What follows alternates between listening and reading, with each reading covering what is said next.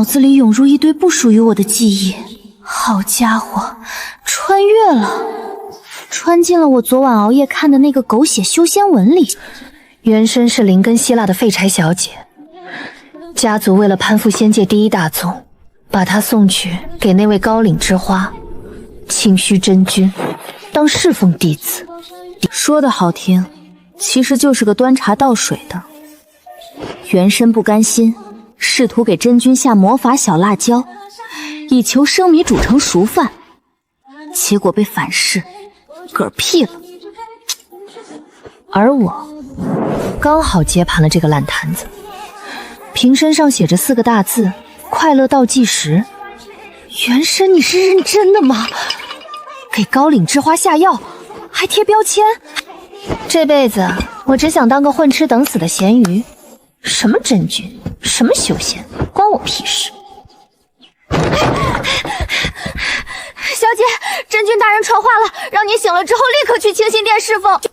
我刚醒，连口粥都没喝上，就要去当牛做马。行，我去。我倒要看看这位传说中的高岭之花到底有多难搞。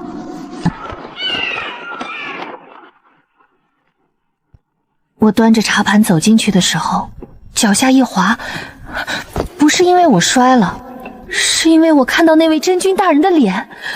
好家伙，书里写他姿容绝世，清冷如霜，我还以为是夸张修辞，现在亲眼看见，我才发现作者不仅没夸张，还写保守了。这脸，这腰，这气质，要不是我知道他后期会把我扔进雷劫里当吊雷伞，我差点就信了这是个良配。愣着做什么？清冷的嗓音从头顶传来，我抬头对上那双毫无波澜的眼睛。他穿着一身月白色长袍，端坐在蒲团上，手里捏着一卷竹简，整个人像一座精雕细琢的冰雕。真君请用茶。按照原书剧情，他有严重洁癖，这一下足够让他大怒，把我轰出去打入冷宫，完美。然而他低头看了一眼袖口，又抬头看我，眼神里没有愤怒，没有嫌弃，只有一种我看不懂的深邃。你醒了？是。3天前你给本君下药的事，本君还没跟你算账。完了，忘了这茬。本君考虑了一下，那双清冷的眼睛锁住我。既然你这么想得到本君，那就给你个机会。从今日起，你搬来清心殿住，本君倒要看看你还能整出什么花样。等等，这剧本不对吧？我明明是想搞砸，怎么变成同居邀请了？而且他那是什么眼神？那种我知道你很痴迷我勉为其难成全你的自我攻略眼神。就在我准备开口解释我真不是那个意思的时候，真君，掌门请您去议事，说是关于您3年前失踪的那位未婚妻。未婚妻？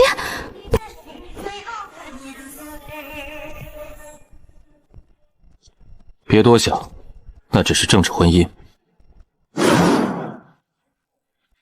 留下我一个人在清心殿里，风中凌乱。原书里，男主那个失踪3年的未婚妻，最后揭晓身份时，好像就是个从凡间来的废柴。而且，他失踪的时间，恰好就是原身被送进宗门的那一天。不会吧？温馨提醒：本品仅适用于已定亲的夫妻。我的笑容彻底凝固在脸上，手里这瓶快乐倒计时，此刻看起来就像一个烫手山芋。万一只是巧合呢？我穿越过来，正好就是男主失踪3年的未婚妻，那可是高岭之花清虚真君的未婚妻，据说出身神秘，灵根天赋异禀。而我呢，废柴一根，灵根杂的能当调色盘用，怎么想都对不上。对，一定是我想多了。我决定先回原来住的小破屋收拾行李。不对，收拾什么行李？我还没答应搬来清心殿住呢。住在高岭之花眼皮底下，那是铁板烧，我得赶紧跑。你就是新来的侍奉弟子，真君方才传音给我，让你去藏经阁取太上感应篇。他刚走的时候没说。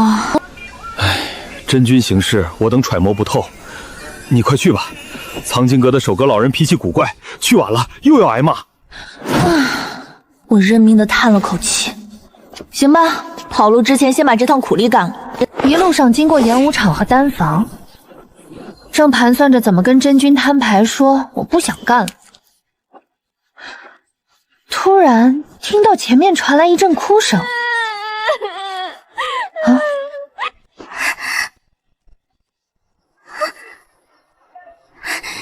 你就是那个给真君下药的侍奉弟子？这消息传的比微博热搜还快，是又怎样？你知不知道？你知不知道？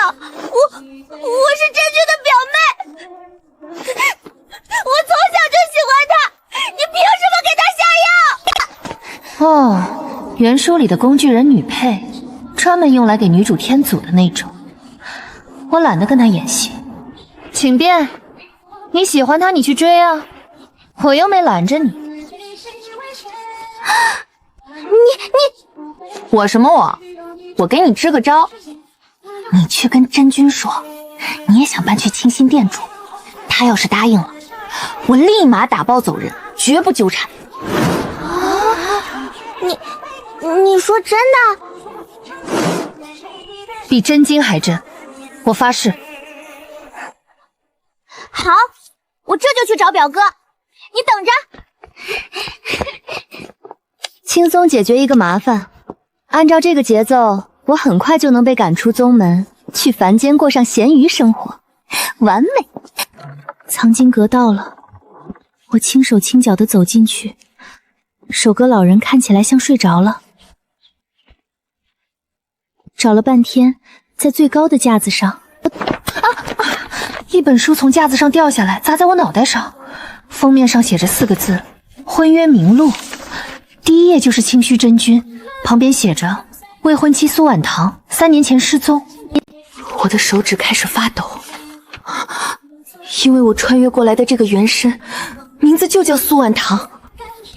原身一直以为自己是丫鬟，从不知道什么婚约，所以我不是什么废柴丫鬟，我是男主名正言顺的未婚妻。如果我是未婚妻，给未婚夫下药，想生米煮成熟饭，好像也不算过分。你在看什么？我吓得一个机灵，手里的册子啪的掉在地上。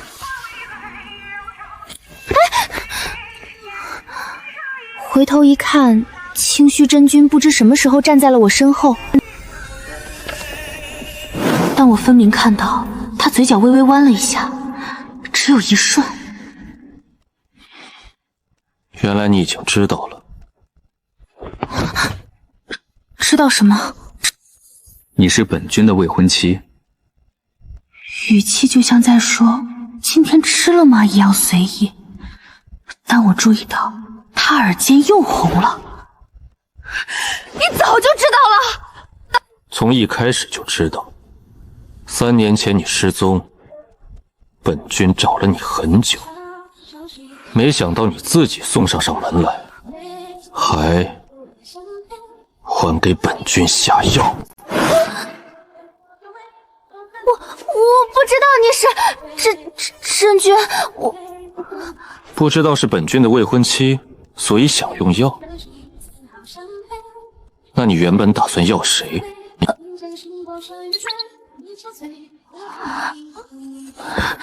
总不能说我本来想要一个高岭之花，然后跑路吧？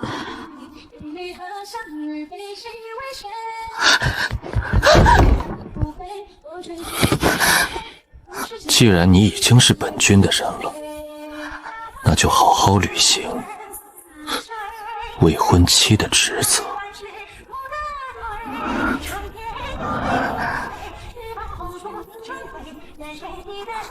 什么职责？比如给本君泡一辈子茶。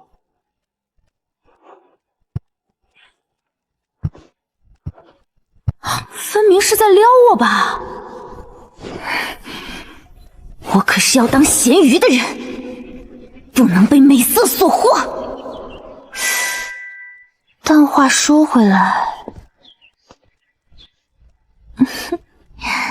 给高岭之花当未婚妻，好像也不是不行。等等，那个粉衣表妹呢？她不是说去找表哥吗？该不会……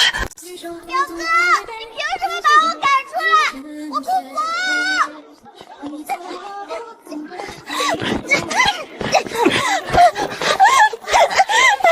你会受惩罚！是你对不对？你给表哥灌了什么迷魂汤？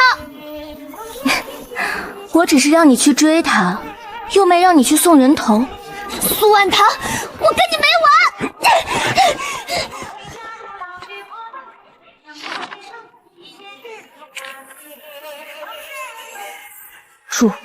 若未婚妻再次失踪，婚约自动转移至表妹林婉儿。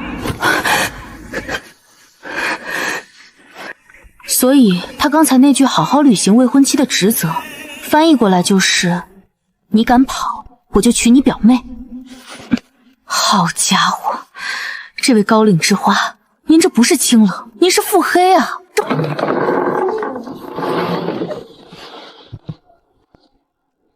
我以为搬去清新店住只是一句客套话，没想到他是认真的。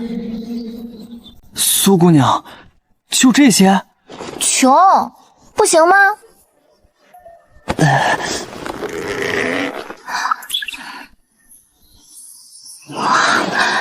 清新店比我想象的还大，不，准确的说，这哪是店，这分明是一个小型景区。我就住在阁楼的1层，真君住3层，中间隔了1层，据说是藏书阁。我严重怀疑他是故意的，住这么近，我连打个喷嚏他都能听见。第一步躺平，第二步混吃，第三步等死，完美。然而这个计划只维持了不到半个时辰。咚咚，有人在敲我的门。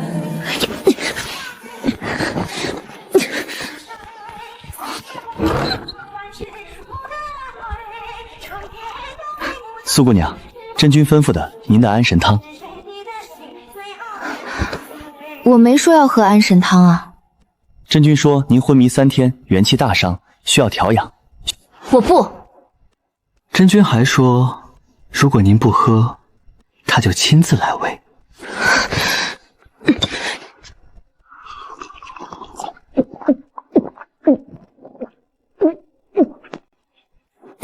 亲自来喂，我怕他喂的是砒霜。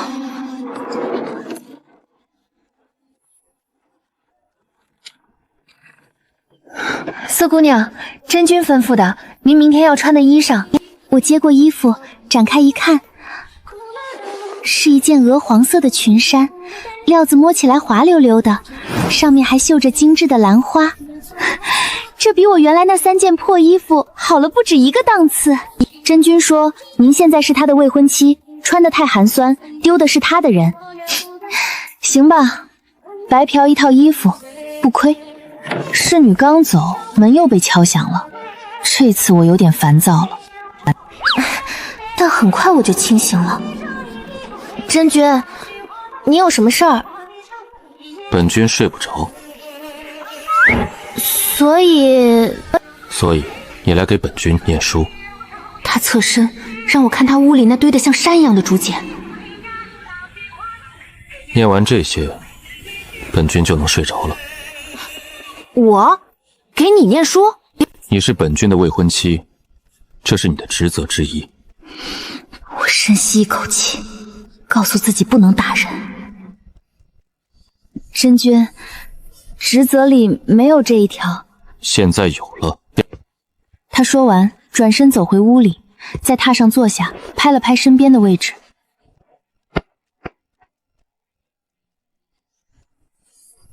过来。大哥，你睡不着关我什么事？我是未婚妻，不是安眠药，捉了！而且你那个拍身边位置的动作，怎么那么像在召唤一条狗？但我还是走过去了，没办法，谁让我现在是寄人篱下呢？我拿起一卷竹简，展开，开始念：天地玄黄，宇宙洪荒。换一本，这本太无聊了。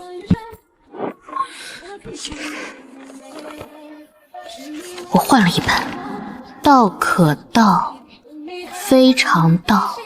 换。我再换。关关雎鸠，在河之洲。换。你到底要听什么？念你喜欢的。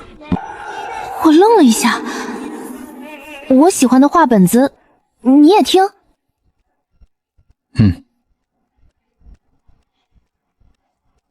我狐疑地看着他，怀疑他在挖坑，但我还是从袖子里掏出了一本我偷偷藏的《仙侠风流记》，这可是凡间的畅销读物，内容嘛，大概就是修仙版的霸道总裁文。我清了清嗓子，开始念。他一把将小师妹抵在墙上，声音低沉而磁性。女人，你这是在玩火？停！怎么了？这个男主角说话怎么如此轻浮？我差点笑出声。唉，真君，这叫霸道，不叫轻浮。霸道，就像本君今日对你那般。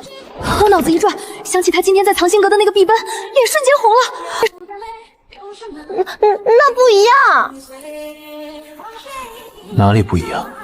你那叫威胁，人家这叫撩。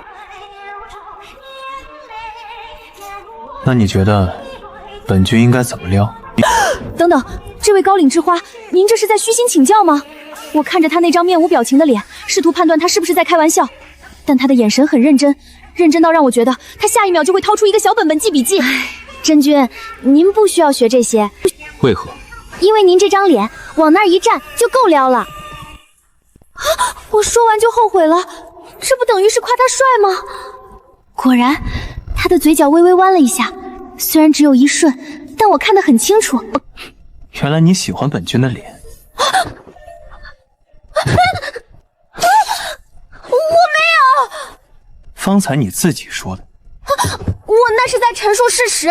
事实就是你被本君的脸撩到了。我气得想把竹简砸他脸上，这人怎么自恋起来一点都不高冷了？继续念。小师妹红着脸低声道：师兄，你不要这……念着念着，我听到身边传来均匀的呼吸声，转头一看，他睡着了，月光照在他脸上，睫毛微微颤动，嘴唇微微抿着，像一只安静的猫。我不得不承认，睡着了的他比醒着的时候好看100倍。醒着的时候就是个腹黑怪。我悄悄把竹简放下，轻手轻脚地站起来，准备溜走。刚迈出一步，手腕被人抓住了。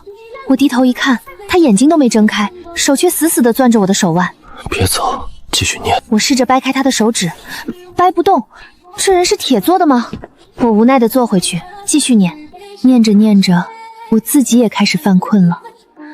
最后一页竹简从手里滑落，我头一歪，靠在旁边的软枕上，闭上了眼睛。不知道过了多久，我感觉有人把我抱了起来。那人的怀抱很暖，带着一股淡淡的松母香。我迷迷糊糊的想睁开眼，但眼皮太沉了，睡得跟猪一样。然后我被轻轻放在了柔软的床上。未婚妻，晚安。第二天早上，我是被尖叫声吵醒的。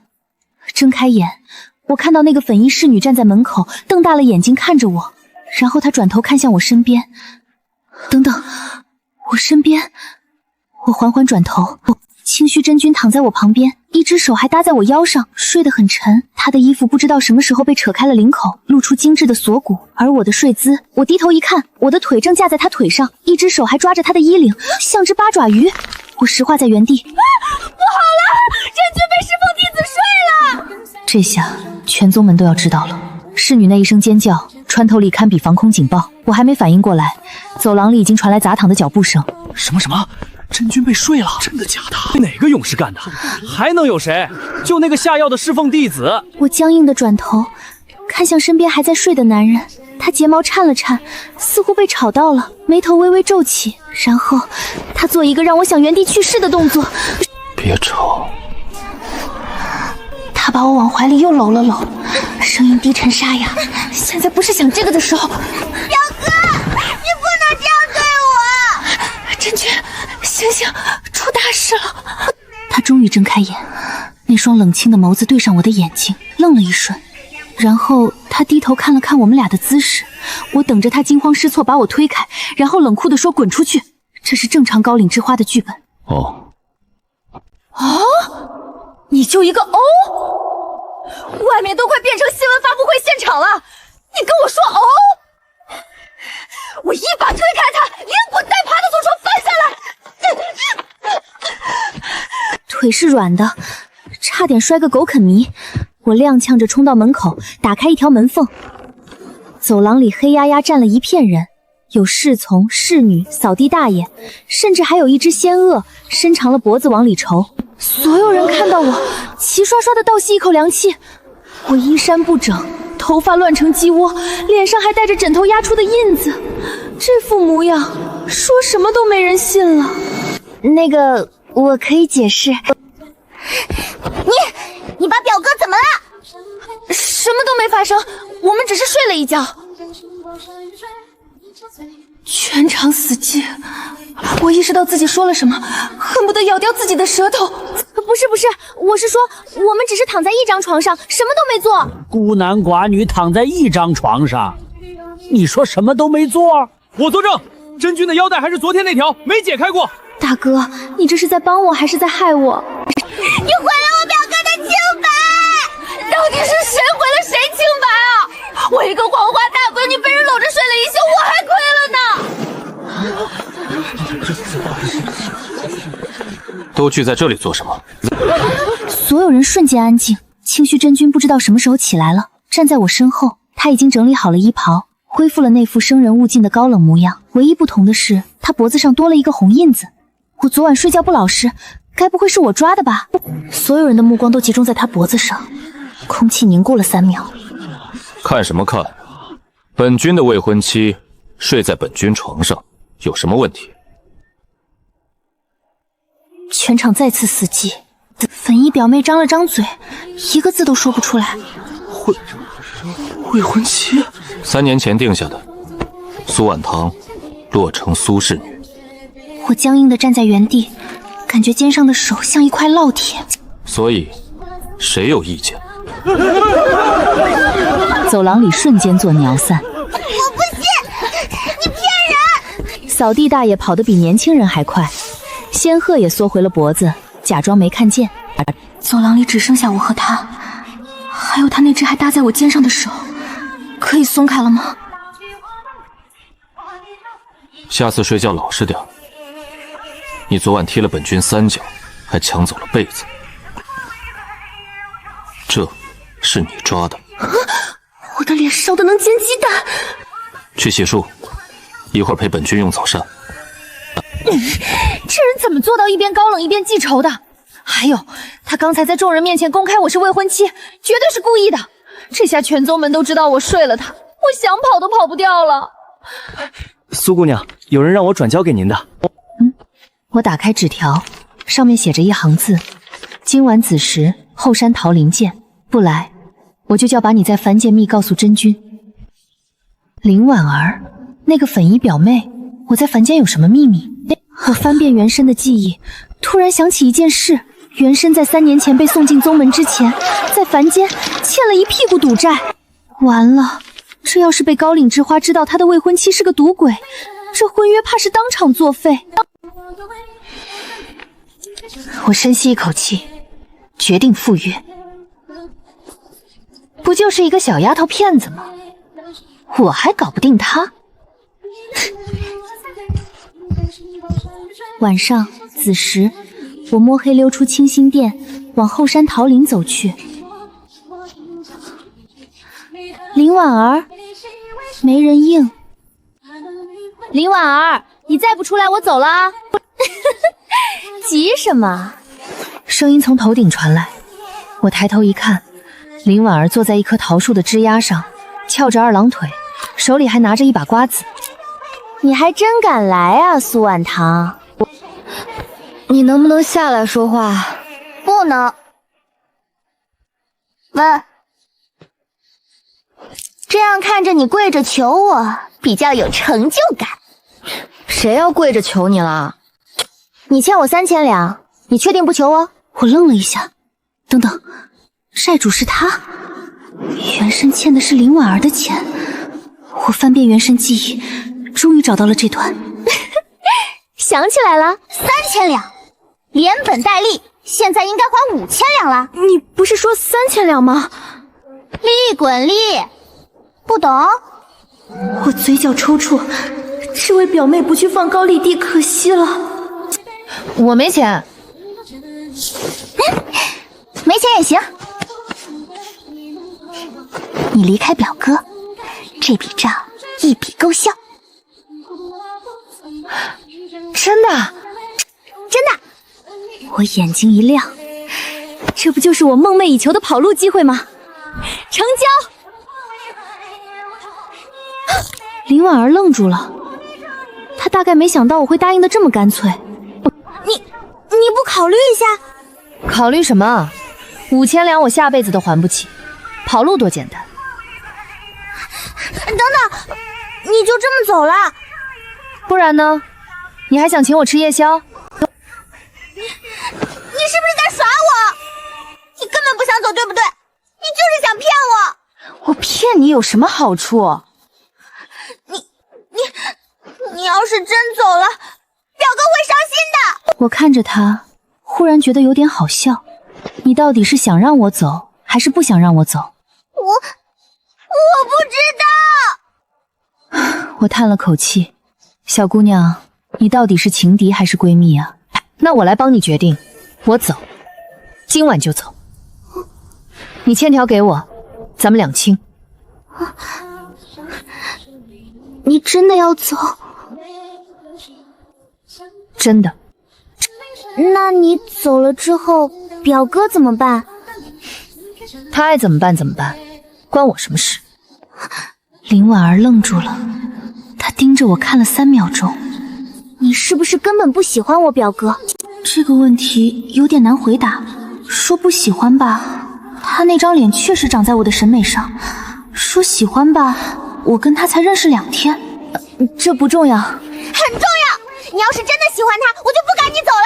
你到底哪边的？我只是气不过，我从小就喜欢表哥，他连正眼都不看我，可你一出现，他没说完，眼泪终于掉了下来。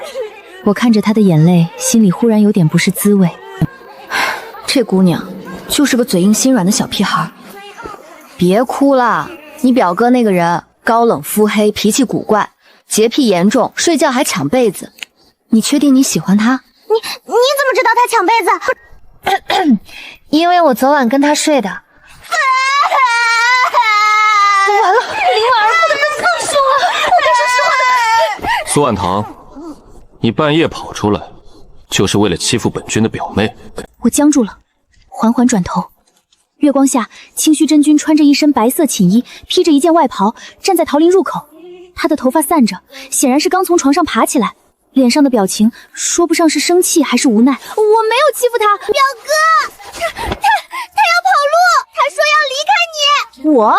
大姐，你刚才可不是这么说的。清虚真君低头看着林婉儿，又抬头看我，那双清冷的眼睛里写满了你最好给我一个解释。那个真君，我可以解释。解释什么？解释你半夜跟本君的表妹私会。什么叫私会？我们是正经谈话。谈什么？谈……我卡住了，总不能说谈怎么跑路吧？表哥，他说你不配他喜欢。我什么时候说了？你说了，你说表哥高冷腹黑，脾气古怪，洁癖严重，睡觉抢被子，这不是不配是什么？我深吸一口气，好家伙，这丫头是来报仇的吧？清虚真君看着我，嘴角微微弯了一下，那个笑容让我后背发凉。原来你私下是这么评价本君的？不是，我只是高冷、腹黑、脾气古怪、洁癖严重，睡觉抢被子。他一字一句的重复，每说一个词，我的头就低一寸。总结得很到位。他说完，转身就走。还站着干什么？跟本君回去。我愣在原地。从今天起，你睡本君屋里。什么？既然你觉得本君抢被子，那本君就让你看看什么叫真正的抢被子。他说这话的时候，表情认真的像是要跟我决斗。林婉儿在旁边看呆了，我也看呆了。这位高岭之花，您的脑回路到底是什么构造？我被他一言不发地拽回了清心殿。一路上，他走得很快，我几乎是小跑着才能跟上。到了门口，他推开门，把我丢了进去。上床睡觉。我站在床边，不知所措。他已经躺下了，拍了拍身边的位置，就像昨晚一样。过来。我真的……要么自己过来，要么本君抱你过来。我认命地爬上了床，刚躺下，他就翻了个身，把被子整个卷走了。我刚想骂人，他突然又把被子分了一半过来，盖在我身上，然后他的手绕过我的腰，把我整个人圈进了怀里。别乱动，本君今天不想被踢三脚。我的脸贴着他的胸口，能听到他的心跳，咚咚咚，很快，跟他的表情一点都不一样。我忽然想到一个问题，他是什么时候发现我去了桃林的？该不会他一直都在跟踪我吧？我抬头想问他，发现他已经闭上了眼睛，呼吸均匀，但他的手还搂得紧紧的。高岭之花，高岭戏精还差不多。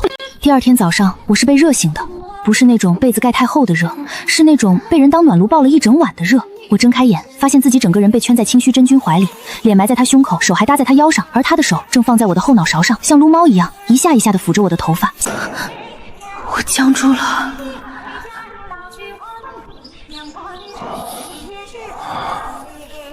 醒了。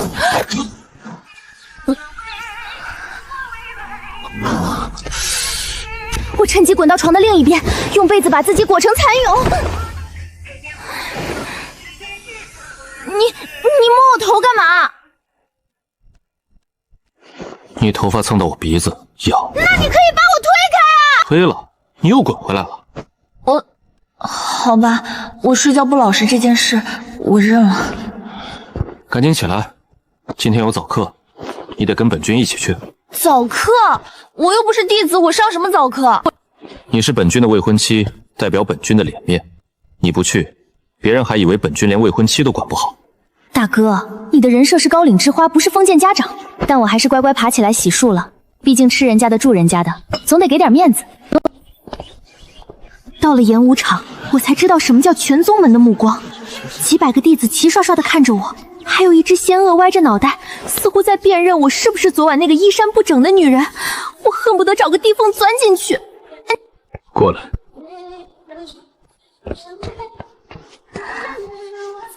我小跑过去，挨着他坐下。就是她，真君的未婚妻。听说是个废柴，灵根杂的能调色，还听说给真尊下过药。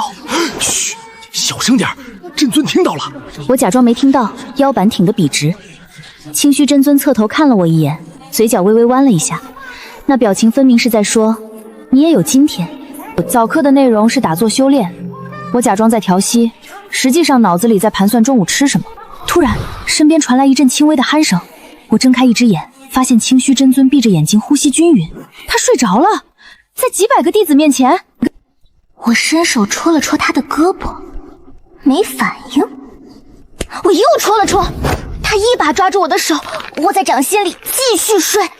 我试图抽出来，抽不动，这人的手是铁钳吗？快看，真君牵他的手了，好甜！哼，甜什么甜？那是真君睡着的抓的。你看他眼睛都闭着。睡着了，下意识牵住未婚妻的手，这不是更甜吗？好像什么都没发生过。我跟着他走出演武场，迎面撞上了掌门，是个白胡子老头，笑眯眯的。清虚啊，听说你找到未婚妻了？不错不错，是个有福气的姑娘。多谢掌门。那婚事打算什么时候办啊？办婚事，我才穿越过来3天啊！不急，本君还要考察考察。考察？你考察什么？考察我睡觉踢不踢人？行行行，你们年轻人慢慢处。不过清虚啊，我可提醒你，你未婚妻在凡间还有些事情没处理干净，别到时候闹出笑话。我心里咯噔的事情，该不会是赌债吧？本君知道。他知道。我猛地转头看向他，掌门走后，我一把拉住他的袖子。你知道什么？本君什么都知道。比如你3年前在凡间赌场输光了家产，比如你欠婉儿3000两白银，哼，比如你昨晚跟他约在后山想跑路。等等，昨晚的事你也知道？本君不是说过吗？什么都知道。那你昨晚为什么不揭穿我？因为本君想看看你会不会真的跑。我的耳朵瞬间烧了起来。如果我跑了呢？那就不提了，抱着。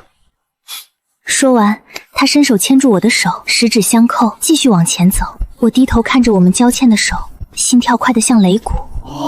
真君撒糖了！崩他什么呀？他本来就是个戏精。结果第2天，林婉儿就出现在了我门口，不是来找茬的，是来送早膳的。表嫂，早膳。你叫我什么？表嫂，表哥让我这么叫的。行吧，那你先进来，给我铺床。你还真敢使唤我？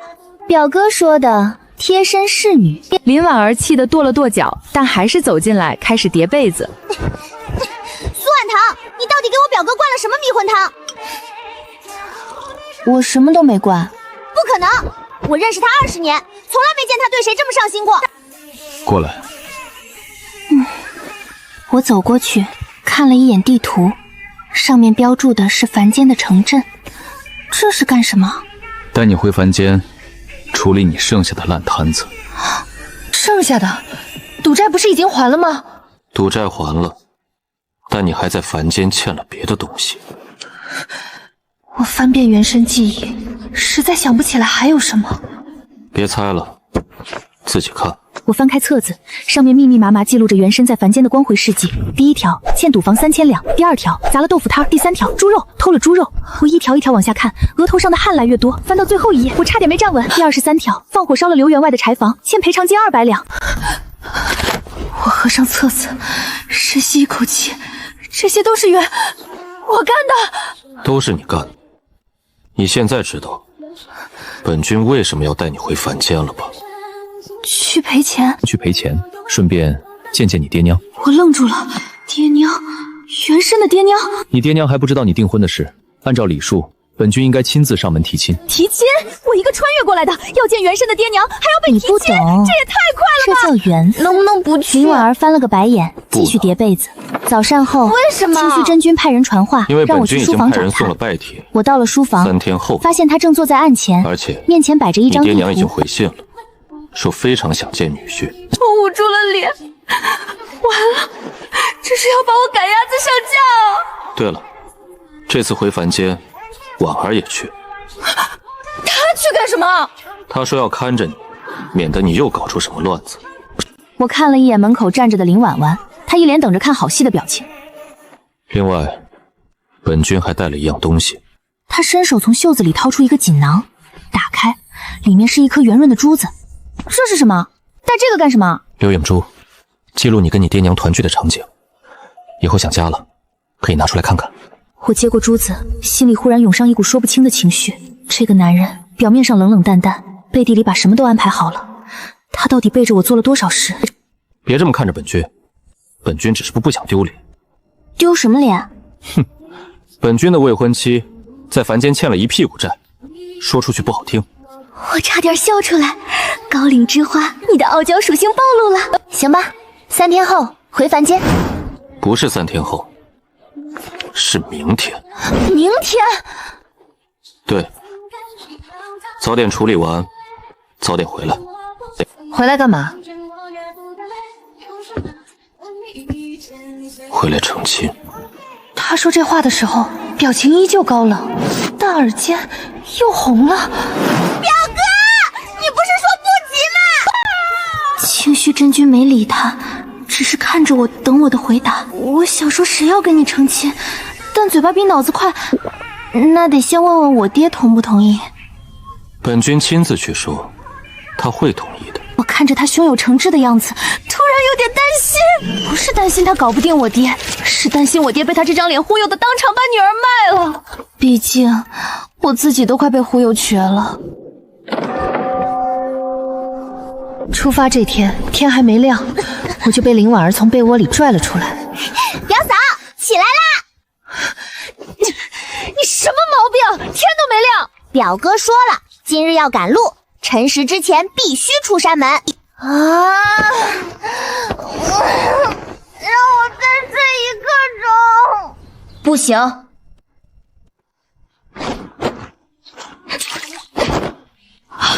冰凉的触感让我瞬间清醒。林婉儿，你是不是公报私仇？表嫂说笑啦，我只是尽职尽责。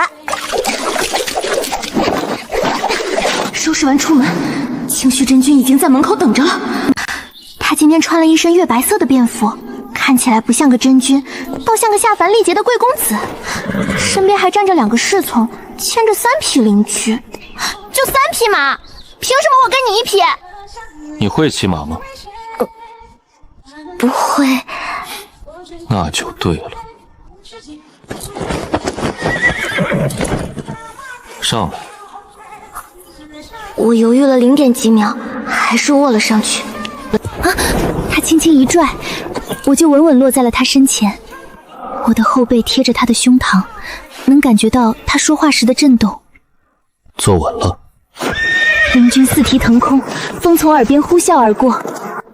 我靠在他怀里，开始还觉得尴尬，后来困意上头，就直接睡了过去。我的肚子很不争气的叫了一声。饿了。啊！唰的一下泛红，有一点。这是桂花糕，你什么时候买的？在醒来时已经到了凡间，空气里飘着包子香味。出山门之前让厨房备的。你怎么知道我会饿？你每天早上都饿，跟个饭桶一样。你说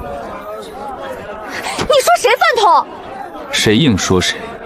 表嫂，表哥说的对，你今天早上吃了3碗5个包子。你闭嘴！我气得想转身掐他，但马背太窄，我不敢乱动。日落之前，我们到了洛城，城门口等着1男1女。原身的记忆告诉我，这是我爹苏员外和我娘苏夫人。堂儿，我的堂儿啊！娘，别哭了，我这不是回来了吗？你瘦了，是不是在山上吃？我看了一眼自己圆润的脸，决定不拆穿。这位就是真君大人吧？久仰久仰。岳父大人不必客气，叫我清虚就好。岳父大人，这才第1次见面就叫岳父。好，好，好，贤婿，快请进。贤婿，我还没同意呢。你这一走就是3年，连封信都不写，你知不知道我有多担心？听说你在山上闯祸了，给真君下药。娘，你怎么知道的？真君信里写的。我猛地转头看向清虚真君，他嘴角微微弯了一下。你写信就写信，写这些干什么？我社死在凡间了。进了苏府，酒席摆了一桌。贤婿啊，我家堂儿从小被我惯坏了，做事没分寸，你多担待。岳父客气了，晚堂很好。晚堂？他什么时候开始叫我名字了？我夹菜的手顿了一下。贤婿，我家堂儿还有个毛病，就是好赌，你可得管着他，别让他再去赌坊了。爹，岳父放心，本君已经替他还清了赌债。真的？那太感谢贤婿了，那笔债我筹了3年。另外，本君还整理了一份晚唐在凡间欠下的其他债务清单，明日会一一登门还清。我爹翻开一看，脸色越来越精彩。的猪肉，茶馆的霸王餐，张大娘的老母鸡，刘员外的柴房。贤婿，这个女儿我送你了，不要退回来。爹，你爹喝多了，别跟他一般见识。岳父放心，本君绝不退货。我站在原地，看着这一老一少2个男人相谈甚欢，感觉自己像个被摆在货架上待售的商品。表嫂，看来你爹很满意表哥啊！闭嘴！而且表哥说了，绝不退货。你再说，我就把你送回凡间。我现在就在凡间啊！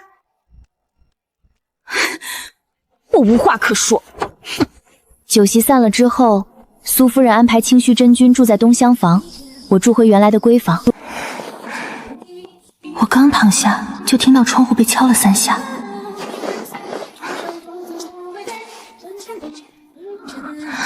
打开窗，清虚真君站在外面，月光洒在他身上。你干嘛？这是我家。本君知道，睡不着。又睡不着。念书，今晚念这本。他从袖子里掏出一本《仙侠风流记》，不知道什么时候从我屋里顺走的。你自己不会念吗？你念的本君才听得下去。行，你等着，我穿衣服。不用出来，本君进去。说着，他直接翻窗进来了，动作行云流水，一看就没少翻。过来，念。这位高岭之花到底翻过多少次窗户？我认命的爬上床，拿起书开始念。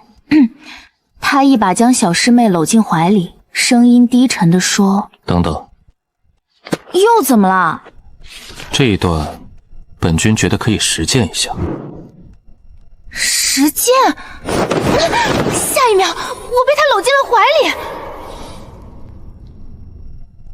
继续念。我脸红的能煎鸡蛋，心跳快的像是要炸开。你放开我！不放，本君在实践。表哥，我能进来吗？不能。为什么？因为你没有未婚夫。林婉儿沉默了，我扑哧一声笑了出来。这不就是我白天在马配上说的话吗？这人学得倒快。我靠在他怀里继续念书，念着念着又困了。迷迷糊糊间，我听到他在我耳边说了一句：“明天先去陪王寡妇的豆腐摊。”王寡妇是谁？被你砸了摊子的那个。哦，他豆腐好吃吗？你砸的就是豆腐。那陪他双倍。睡吧，明天还要还债。我意识模糊前最后一个念头是，高岭之花陪我还债，这画面怎么想怎么离谱。更离谱的是，我好像还挺期待的。第二天一早，我是被公鸡叫醒的，不是比喻，是真有只公鸡站在我窗台上打鸣。我推开窗，那只公鸡歪着南看了我一眼，然后咕咕咕的跑了。唐儿，真君已经在院子里等你了。他起这么早干嘛？说是要趁早事人少，先去陪王寡妇的豆腐摊儿。我洗漱完走到院子，清虚真君正站在桂花树下。他今天换了一身靛蓝色的长袍，腰间系着白玉带，头发梳得一丝不苟，手里还拎着一个钱袋子，鼓鼓囊囊的，看着就沉。林婉儿站在旁边，手里捧着一本册子，就是昨天那本欠债清单。表嫂，今日行程：王寡妇豆腐摊、李屠户肉铺、福来茶馆、张大娘鸡窝、刘员外柴房。先陪哪家？按距离远近，王寡妇最近，出府门左拐2条街。他说的这么清楚，该不会昨晚偷偷踩过点儿吧？洛城的早市很热闹，卖菜的、卖肉的、卖早点的，吆喝声此起彼伏。苏员外家的闺女吗？旁边那个男的是谁？长得跟画里走出来似的。王寡妇的豆腐摊在街角，一个很小的铺面，摊位前放着一块牌子，上面写着“王氏豆腐，童叟无欺”。一个穿着素色衣裳的中年妇女正在往木板上摆豆腐。苏婉堂，王婶儿好。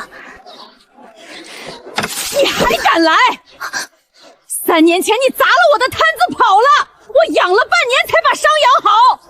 扫帚举得老高，我下意识往清虚真君身后躲。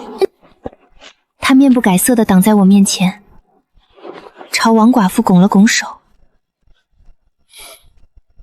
这位婶子，本君是婉堂的未婚夫，今日特地带她来赔罪赔钱。王寡妇举着扫帚的手僵在半空，上下打量他。你谁？清虚。没听过。不重要。他从钱袋里掏出一锭银子，放在摊位上。这是50两，赔当年的损失。50两？我记得清单上写的是赔50两，当50两银子够买下整个豆腐摊了吧？王寡妇眼睛都直了，扫帚啪的掉在地上。她拿起银子咬了咬，确认是真的之后，脸上的表情从愤怒变成了狂喜。这也太多了。还有，这是另外50两，买你今天的豆腐。买这么多豆腐干嘛？吃。王寡妇笑得合不拢嘴，麻利的把摊位上的豆腐全包了起来，塞给林婉儿。表嫂，这豆腐够吃1个月了。没事儿，可以做成冻豆腐。你还懂冻豆腐？废话，我在凡间生活了18年，能不懂吗？他没再说什么，但嘴角弯了一下。出了豆腐摊，李屠户的肉铺就在隔壁街。李屠户是个膀大腰圆的汉子，正拿着砍刀剁肉。他看到我，砍刀往砧板上一插。苏婉堂，你还我猪肉！清虚真君照例挡在我前面。赔你的猪肉。李屠户接过银子，愣了一下，然后他看了看银子，又看了看清虚真君。你就是那个仙门的真君？我听说你要娶苏婉堂，你确定？这丫头偷了我3斤五花肉，3斤1块钱都不给。我脸一红，我当时是忘了带钱，忘了3次。第1次偷猪肉，第2次偷猪蹄，第3次偷猪耳朵。林婉儿在旁边已经笑得直不起腰。清虚真君转头看了我一眼，眼神里写满了你到底还干了多少好事。都赔了，这是额外补偿。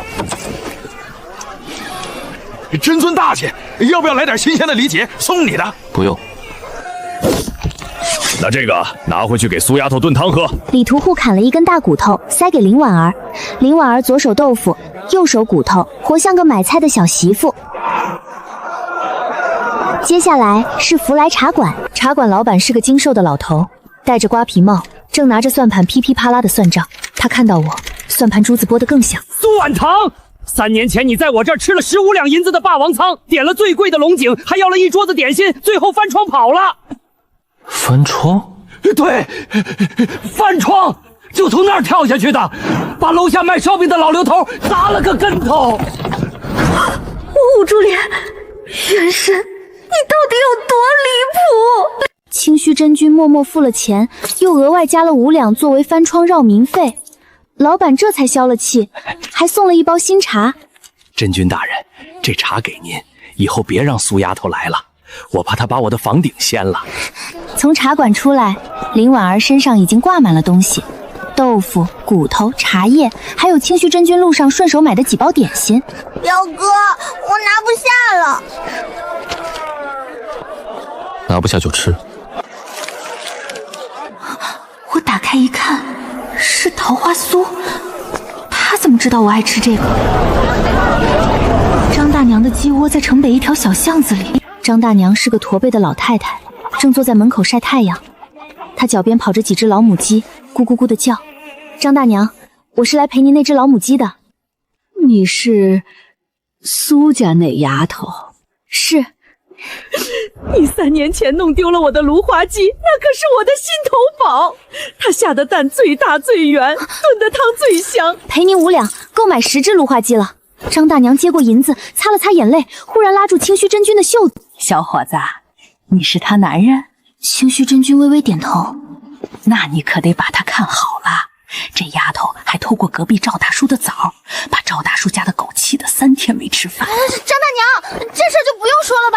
区区真君面不改色，但我注意到他的肩膀微微抖了一下，他在忍笑。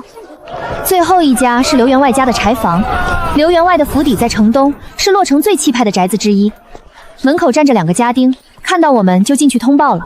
不一会儿，刘员外亲自迎了出来：“真君大人驾到，有失远迎。”客气。苏姑娘的事儿我都听说了，不就是烧了个柴房吗？小事小事。这是200两赔偿。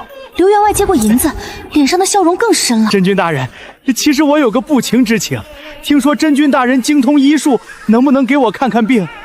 我这腰疼了3年了，找了无数大夫都看不好。清虚真君看了他一眼，伸手搭上他的脉搏：“你这是肾虚，少吃补药，多睡觉。”刘员外的脸瞬间涨红，我差点笑出声。堂堂刘员外当众被诊断肾虚。还有，你的柴房本君看了，是被雷劈的，不是你放的火。雷劈的？清单上写的是我放火烧的。你当时在柴房旁边放鞭炮，正好一个雷劈下来，柴房着了。但你跑得快，大家就以为是我放的火。这个误会，都是误会。我深吸一口气，所以我背了3年的纵火犯罪名，其实是一场乌龙。本君就说你怎么可能放火？你信我？本君查过，那天的确有雷暴记录，而且你虽然贪吃贪玩，但不至于烧人家房子。我心里忽然涌上一股暖意，这个人连这种事都查过了。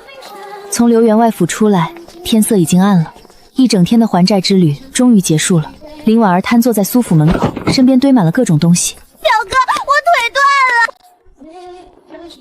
断了就休息。你就不能关心一下你表妹吗？不能。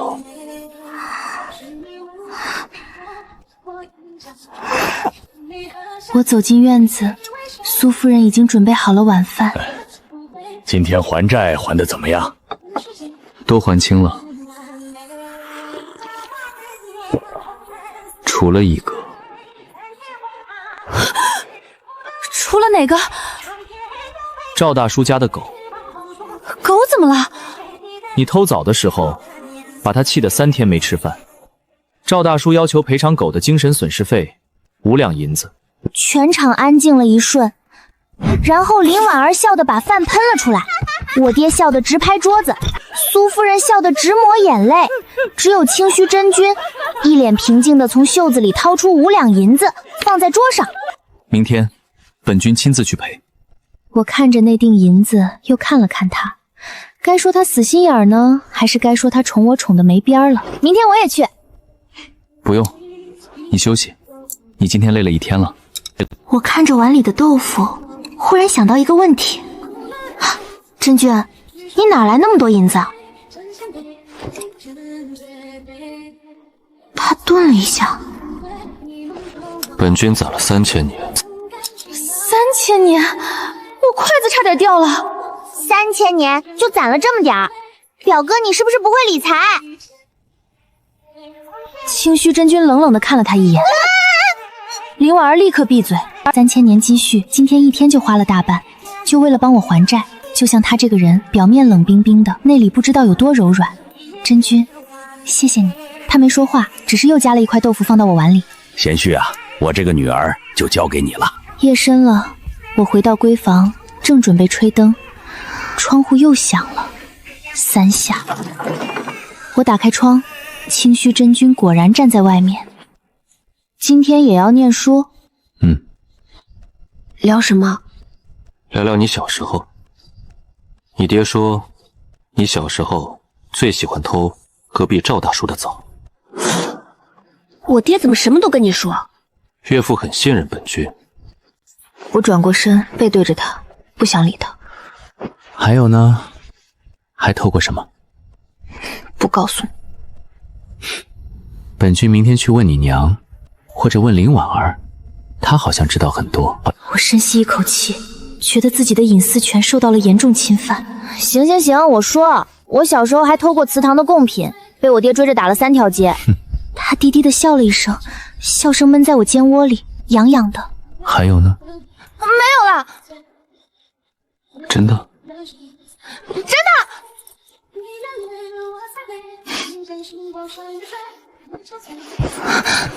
他没再追问，只是收紧了手臂。窗外的月亮很圆，照在地上一片银白。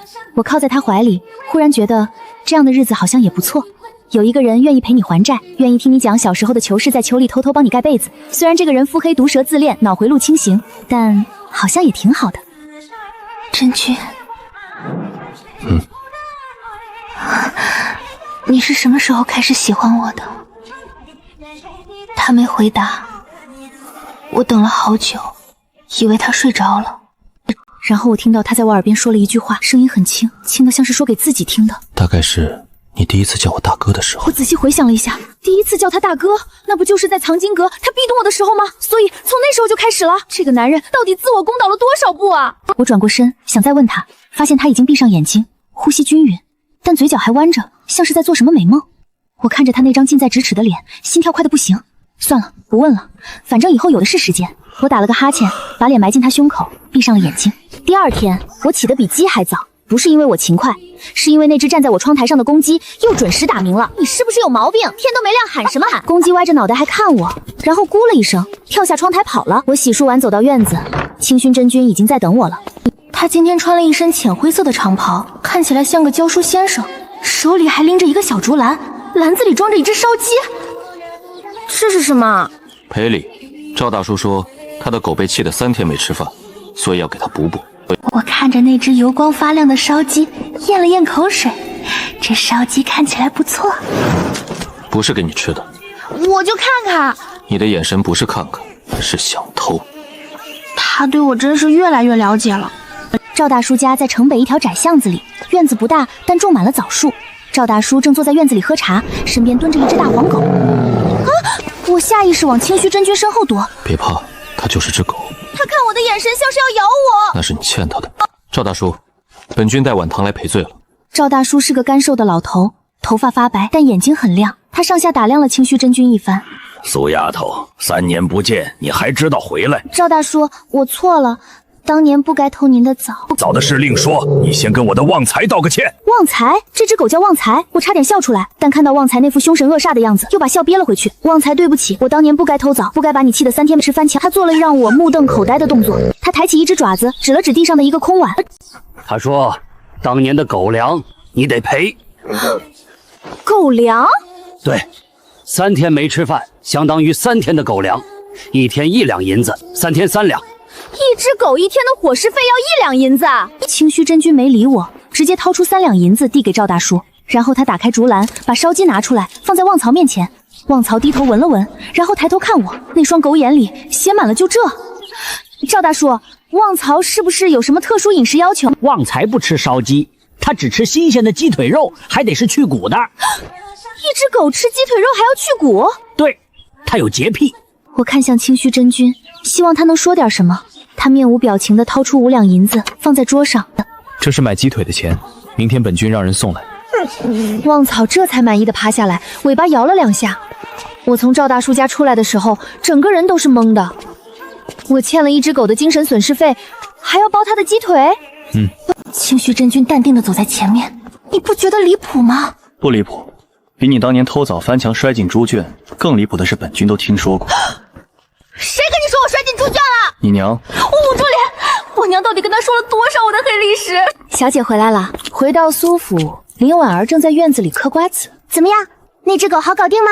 不好搞定，他讹了我3两银子加5个鸡腿。一只狗讹你，苏婉堂你也有今天。你笑什么笑？明天你去买鸡腿。凭什么我去？因为你是我侍女。表哥，他说我是他侍女。本君说的，你忘了？林婉儿气得把瓜子壳扔了一地。唐儿、真君，明日你们就要回山门了。今晚你爹说要办个家宴，这么快就回去？你爹说了，再留下去，怕你把洛城的债主都得罪一遍。无言以对。家宴很丰盛，我爹特意请了洛城最好的厨子。贤婿，我这个女儿从小到大就没让我省心过，3岁上房揭瓦，5岁下河摸鱼，7岁烧了厨房。爹，这些就不用说了吧？让他说。 10岁的时候，他把先生的胡子给剪了，气得先生告到我这儿来。12岁的时候，他跟隔壁家小子打架，把人家的门牙打掉了。那小子先骂我的。 15岁的时候，他偷偷跟着商队想去闯荡江湖，结果走了1天就迷路了，还是人家商队把他送回来的。清虚真君嘴角弯着，看了我一眼，那眼神分明在说：“你果然从小就不靠谱。”我气得低头扒饭，不想理他们。表嫂，你小时候比我还不靠谱。你闭嘴！苏夫人最后端上来一碗甜汤，笑着说：“堂儿从小就嘴甜，长大了也讨人喜欢。真君啊，你可要好好待她。”清虚真君放下酒杯，岳母放心，本君会的。真君，今天很开心。